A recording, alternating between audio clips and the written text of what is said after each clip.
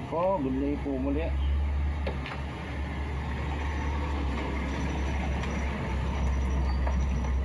Ayan po, ito namang alam ko po kasi dito yung Honda Bigote po yung tawag dito eh. Honda Civic ba to? Civic, basta alam ko Bigote to eh. Muli po, ito po ipadala din ni Mary Joy na doon sa Zamboanga del Sur. Okay, diagnose po muna natin to. Ayun pong isang Honda, ayan, alam niyo naman, natapos na natin siya. Ito po itinali ko dito yung pinagpalitan natin. Okay, ayos na po itong Honda B08. Dito naman tayo sa Honda Bigote.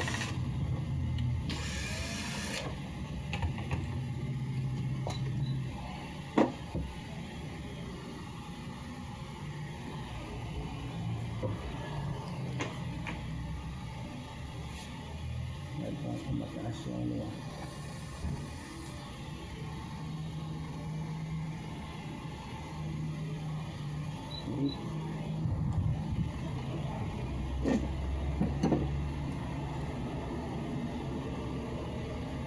Tignan muna natin to.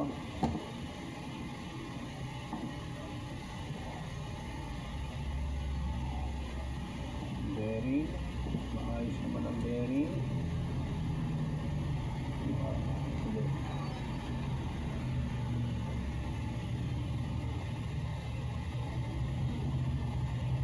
Bali yung isang guide para sa wiring puput na ginalaw na to,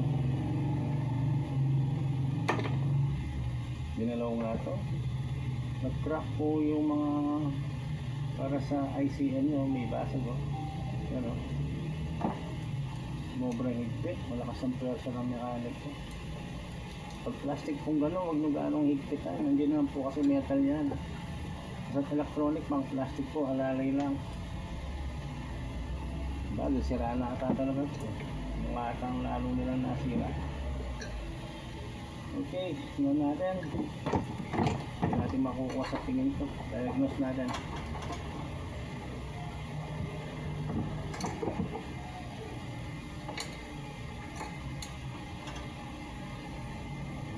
Connect.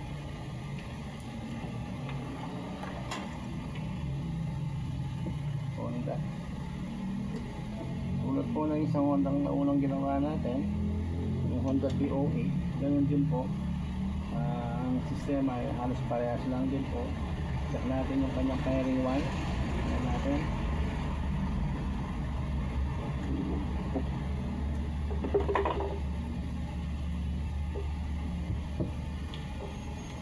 Meron. Dito pa rin po itigil natin, pihit natin siya. Meron isang ipot, isang putok. Meron boom. Bukay ang firing one. Lipat tayo.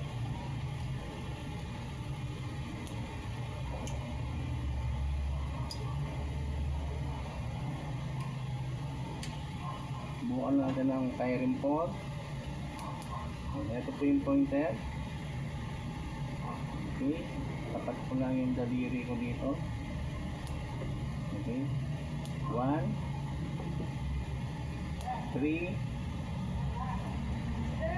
4 2 1 3 4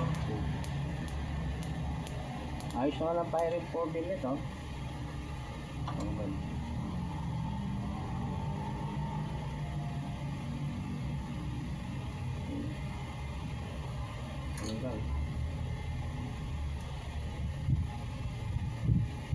Wala na. Ngayon, lipat po tayo sa rapid fire. Ito yung rapid fire, yung marami siyang spark. Wala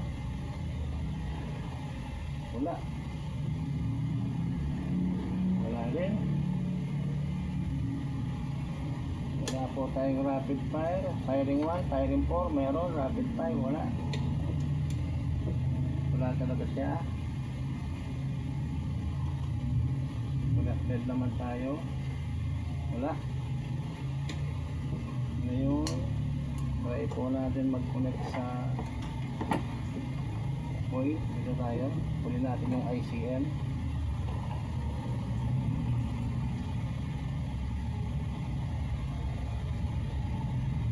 Proceed.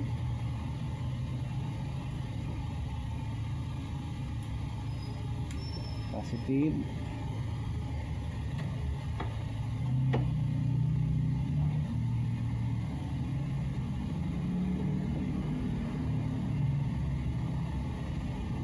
Okay, para on. Start. Okay, nasa 3,000 pa rin tayo. Ang nominal speed natin. Stretch natin, gumagana po siya. Oh. Stretch natin.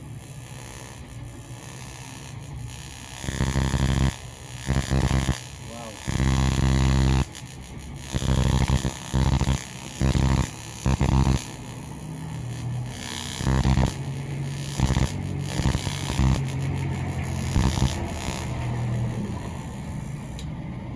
Ihaharap ko po sa inyo yung coil ha.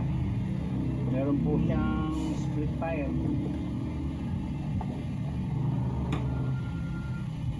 Pagmasdan nyo po yung nandito ha,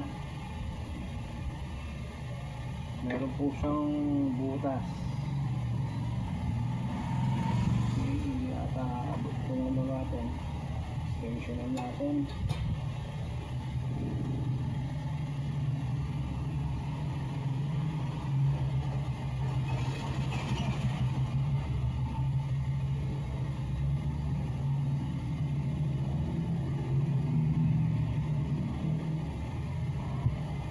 Yan. Tira. Yan. Magana. Pag masdan nyo po yung nandito ha, tingnan nyo yung nandito.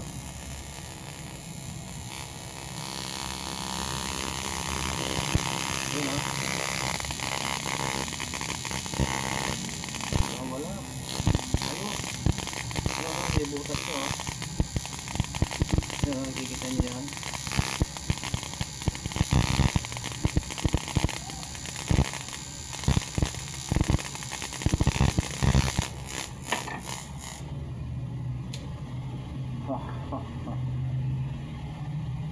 May leak po ang ignition coil. May butas po siya dito. Yan. Yan po ay kaya natin pa gawa ng paraan. Gagawin po natin parang epoxy lang po natin yan. Tatakpan lang po natin siya. Pero pag ganyan po mayroong mga split tire na gano'n, may damay pong pyesa tayo dyan. Ang naunang tinatamaan po dyan ay itong ICM. Check po natin yung ICM nyo.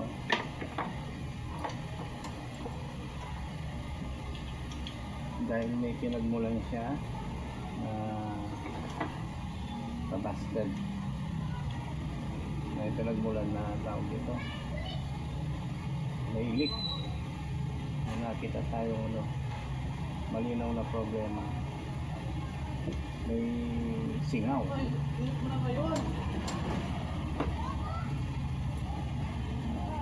Ito po yung chinecheck natin itong ICM nya.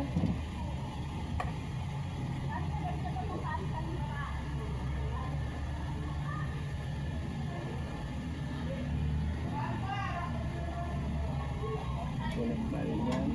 Connect tayo dito. Okay? Connect po tayo. Tingnan natin kung active po ito. Mag-spark po siya dito ha. Dito natin makikita. Okay? Power on. Yari. Pakinggan natin. Yari. Kulap po ng isa kanina. ICM din po ang problema na ito. Wala po siyang output dyan. Okay, kita nyo naman. Wala siyang output. Ngayon may pyesa po tayong kamukha niya na E12127. Ito po yan. E12127. Kukonect po natin siya.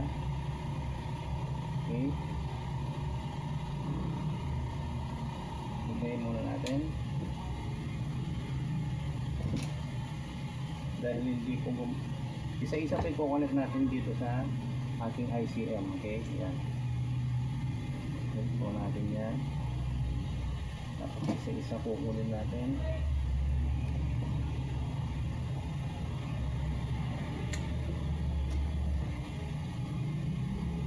Saan po nakapesto dyan, mga yan, doon natin ilalagay. Hindi tayo pwedeng magkamali. Kaya pag-tester, magdidisgrasya.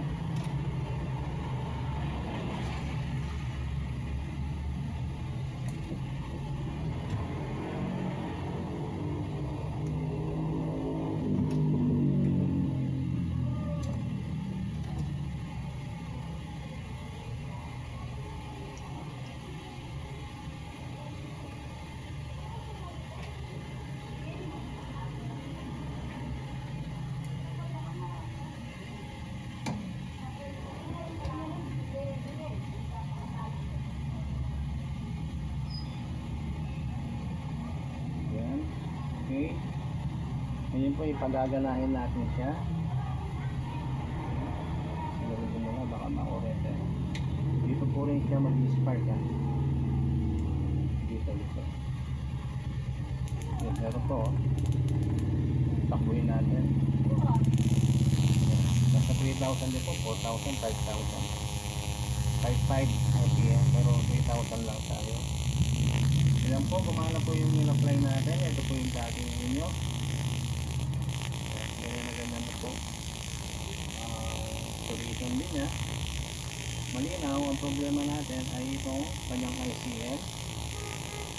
Tapos ito pong coil ninyo, hindi natin papalitan. Kaya poxy ko lang siya para po menos pa rin po tayo. Dahil maganda lang po yung performance ng coil, may butas lang po eh. Okay. Papasakan ko lang po yan. Paliliguan ko sa ng epoxy. Okay. Yun lang, ito po yung ating papalitan. I-apply ko na po siya ngayon. Natanggalin ko na yung dati nyo.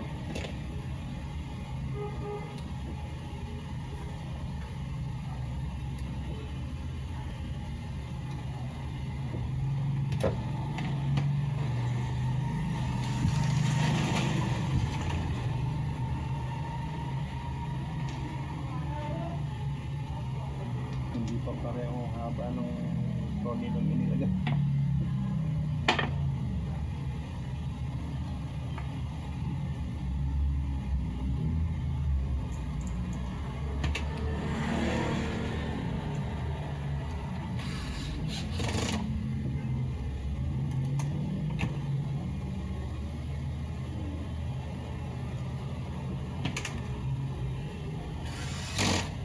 Yan, naikabit na po natin.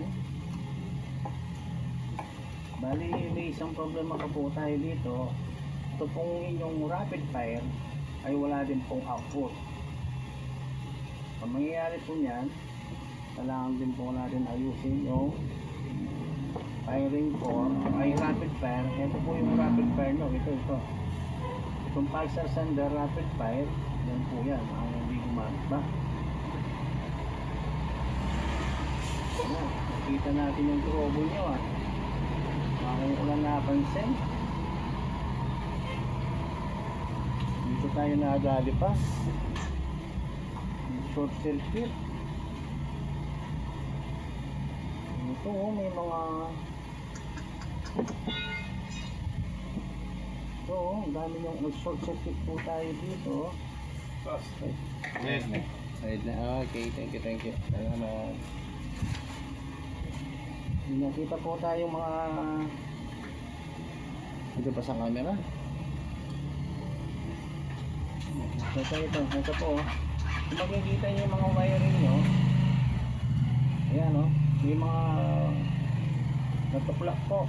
Yung isa patid. Tingnan natin anong napatid na to. Ngayon, dahil napansin ko kanina, nakaganyan siya. Isa ring problema,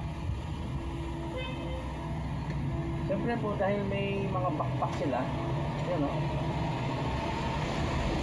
Tatama rin po sa metal yan, dito sa aluminum. Short circuit din po yan. Kaya ang stone yan ang distributor natin. Nangyari. May posibilidad na nag-short tayo dito. Pwede rin yung spark na split fire ang nag-spark dito, pwede sirahin niya yung ICM o dito sa short circuit wiring nito, pwede din tayo na nag-short din siya, kaya na-open or na-busted yung ICM. Kung E12 127 ICM, okay? Ngayon, lari tayo. Ito pang pulsar ninyo, rapid fire. Natin din natin.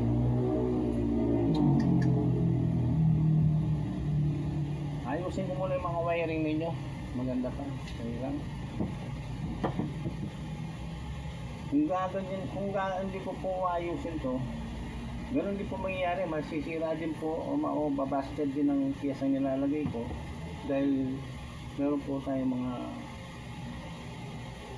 nabalatan na wiring dito. Okay, ayusin lang natin. Sana ang dami. Ito. Dami.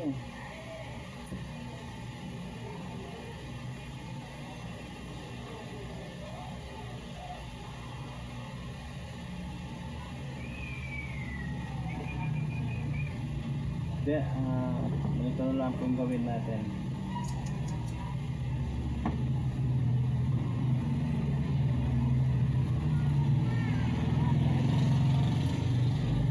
Iwas po tayo sa short circuit.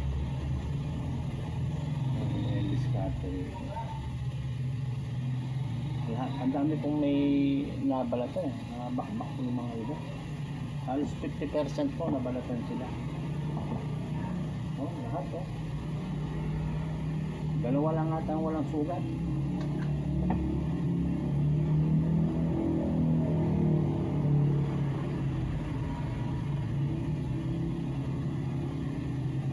Tira.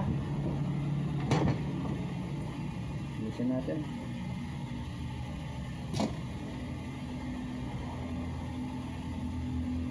Wala namang hindi naaayos eh. Naayos na yung gawa. Pwede hindi naman titinuto.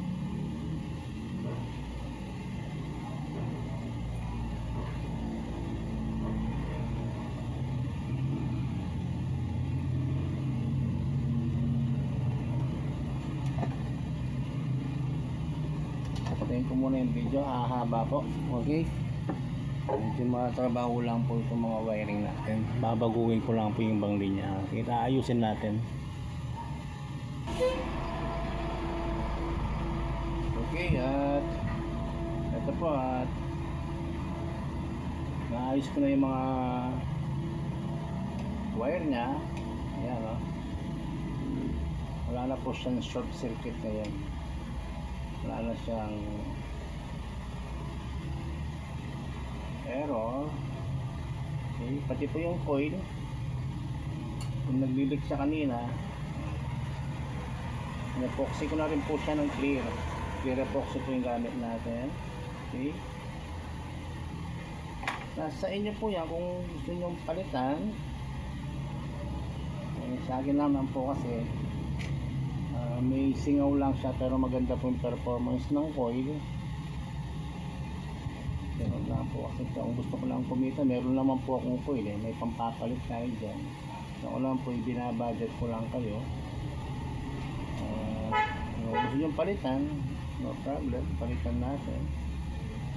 Ayan po, pati wiring niya ayos na. Nakikita na. Yan po tulad kanina, naghahalikan po yung mga yan. Hanggang maya lang, pag natuyo na po siya, ayun, at paganahin natin sila. Tignan natin kung magpa-function po itong rapid fire. Itong pulsar rapid fire nyo. Pag po kumala yan, ibig sabihin, napatid lang po siya. Tapos, hindi pa po kasi natin chinak siya eh. Inayos ko lang muna yung mga wiring. Maganda kung gagana po siya.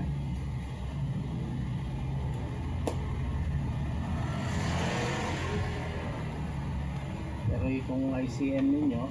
So talagang bumitaw to kasi napakalinaw ng pagkakasira niya. Nung una yung mga split tayo, tapos nag-short circuit, kaya bumitaw. Itong pulsar rapid parang ako babantayan natin, pero yan, check na natin.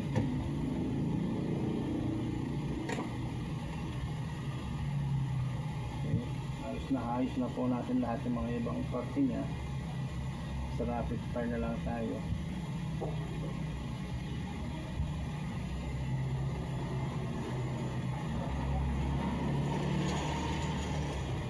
Yung rapid fire, subok na natin, try na natin mag-spark po dito. Single fire po. Single fire, ito tayo sa rapid fire. Ulitin natin lahat, pati fire import check na rin natin. Okay, fire import naman po 1, 3 1, 3, 4, 2 1, 3, 4, 2. Okay, next.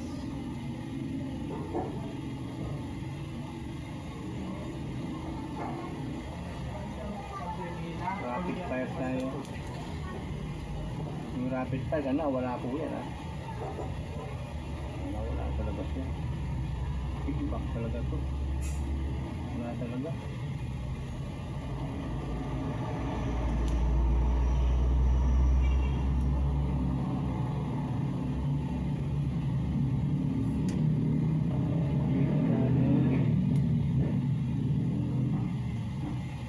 Talagang rapid fire, zero output talaga siya.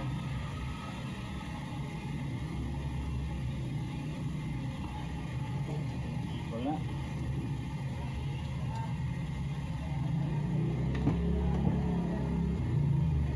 Walang rapid fire.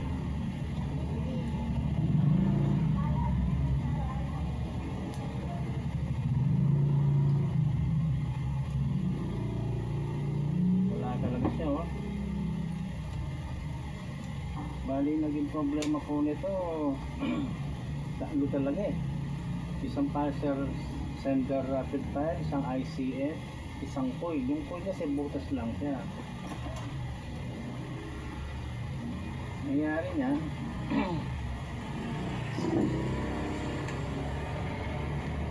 meron po akong kamukha niyan ayan may wire to, buo po yan.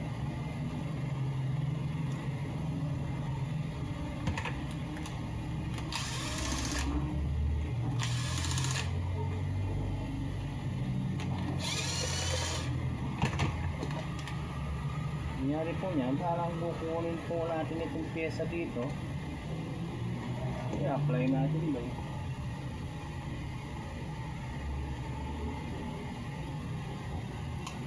okay. Ito may coil din siya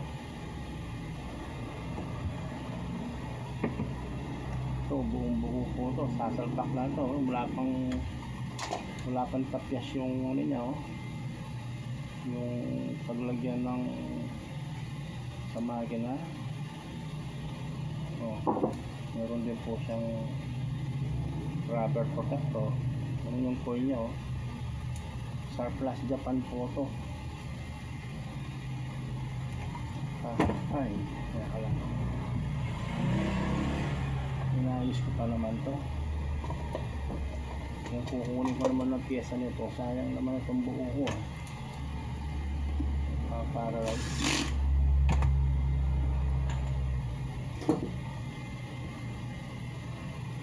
ay bumana ng pulsar sender rapid fire.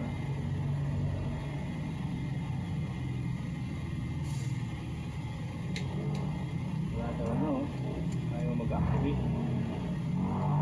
Checkin ko lang.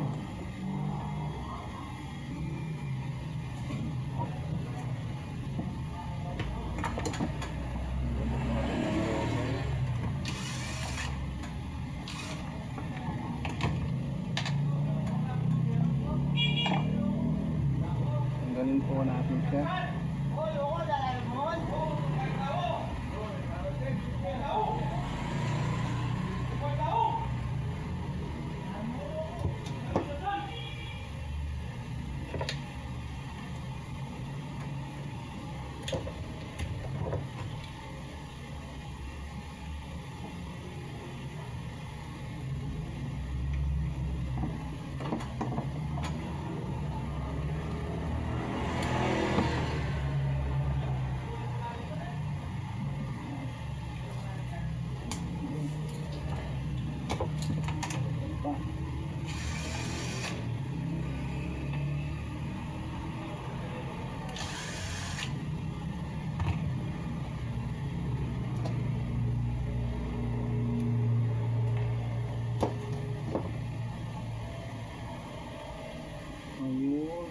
nakain pala. Nakain sa gilid, oh. Nakakaikot. Sa disalignment siguro to.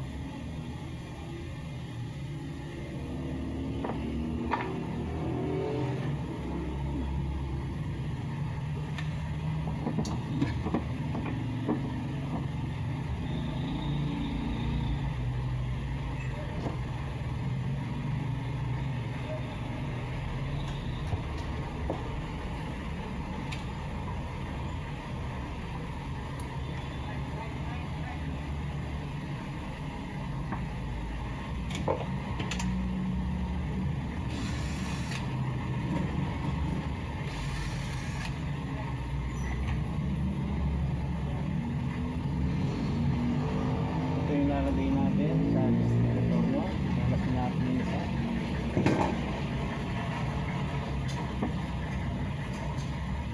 Lagay natin.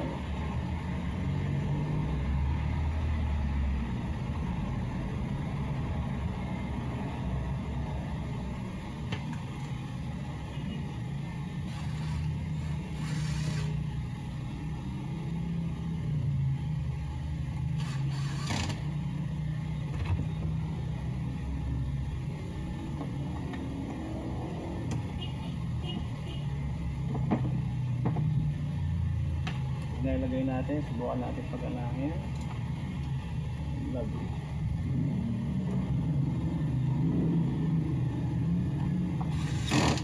Okay. So, connect na lang natin siya.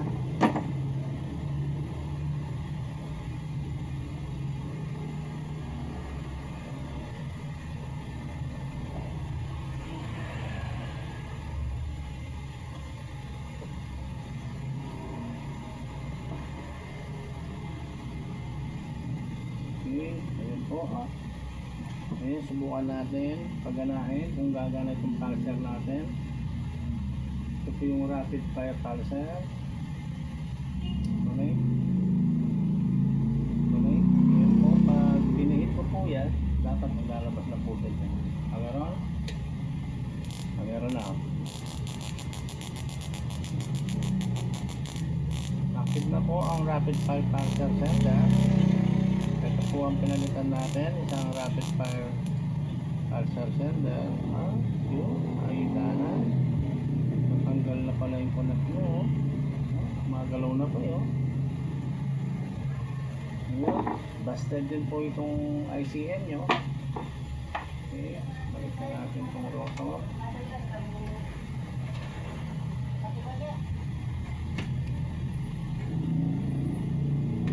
At yung nakikita kung paano natin na reactivate yung mga ay na parang vlog. Dito nyo kung paano natin nakapagana. Ano naman.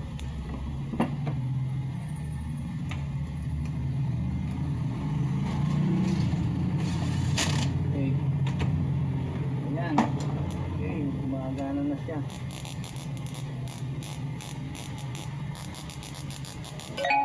Okay, ang gawin naman po natin ngayon ay tanggalin ko na yung pang analyze natin. I-apply po natin siya ngayon sa paganahin natin siya ng buo. I-apply natin yung mga alat. Gamitan na po natin siya ng hardness. Okay, ito natin kung lahat mag-activate na. Ito, tanggalin na rin. Okay. Dati rapid fire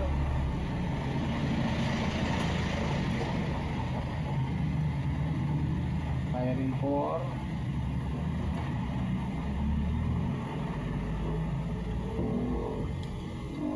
ilang minuto na ba? 30 minutes.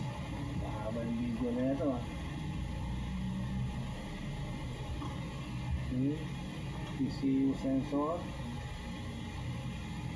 Dapat po dito, lahat ng component niya gagana na. Kaya pinagsama-sama na po natin silang lahat. Tapos 13.8 volts. Ayun. Ito. Okay, plus 0 ground.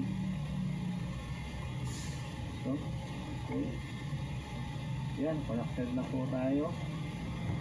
Hindi natin gumana. Paganahin natin.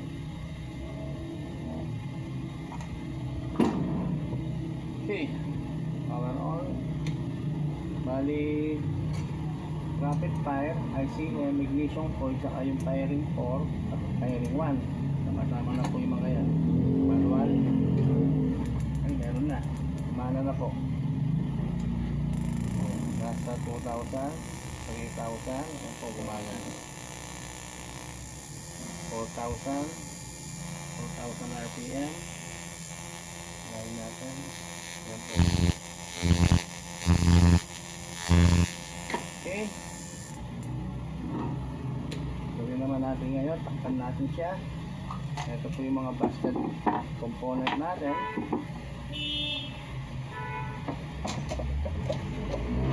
Daming trouble ng ano to, yung Honda Bigote natin. Ngayon nga ako naka-counter ng ganito kadaming dali ng pyesa. Okay.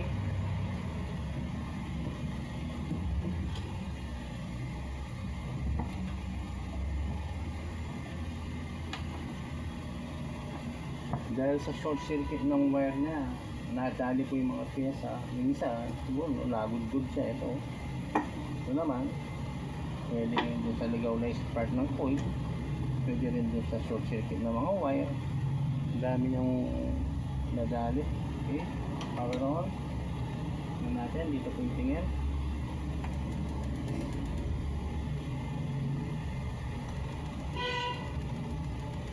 Problema pa rin nata ito. Wala mati kaya ata.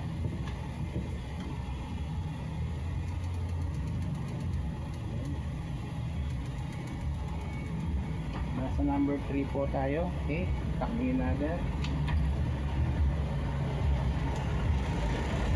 Okay, meron na siya. 3,000 RPM po tayo. 3,000. Nominal speed. Nasa 2. 3, 4, 1, 2, 3, 4, 1, 2, 3, 4. Ayan po, at muli natin napagana ang Honda Civic na bigote ba ito. Okay. Yan, okay na po. Tignan nyo na yung RPM nya kung paano ko sa bombahin.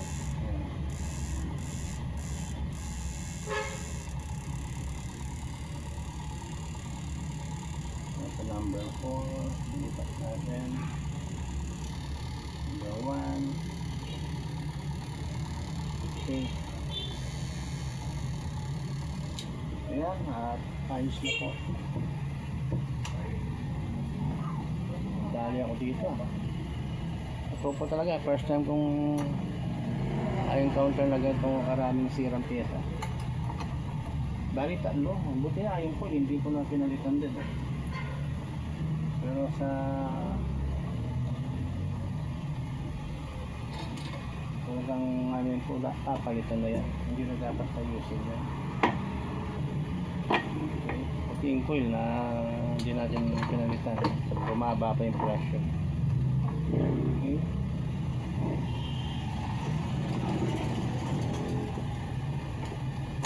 Yan po, maraming salamat. Ang nakita nyo itong Honda Bigote at ng Honda B08.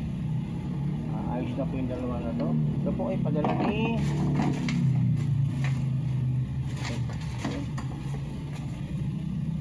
Mary Joy na doon sa Zamboanga del Sur. Maraming salamat po.